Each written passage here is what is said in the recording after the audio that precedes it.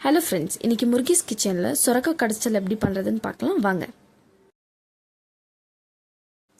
குக்கரில் 3 தக்காளி, ஒரு வெங்காயம், 10லேருந்து 15 பல்லு பூண்டு, 1/4 டீஸ்பூன் மஞ்சள், 6 பச்சை மிளகா, ஒரு முழு சுரக்காய் இதெல்லாம் போட்டு தேவையான அளவுக்கு தண்ணி சேர்த்து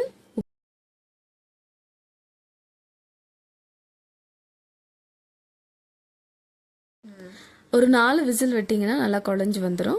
இப்போ ஒரு கடாயில் எண்ணெய் காஞ்சதுமே கடுகு, சீரகம், உளுந்து, கருவேப்பிலை, அதுக்கப்புறம் கட் பண்ண ஒரு வெங்காயம் இதெல்லாம் போட்டு நல்லா பொன்னிறமாக வதக்கிக்கோங்க.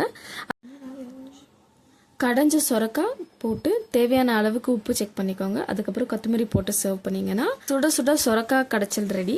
இதை நீங்கள் ட்ரை பண்ணிவிட்டு லைக், ஷேர் அண்ட் கமெண்ட் பண்ணுங்கள். ஆல்சோ சப்ஸ்கிரைப் பண்ணுங்கள். Thank you so much.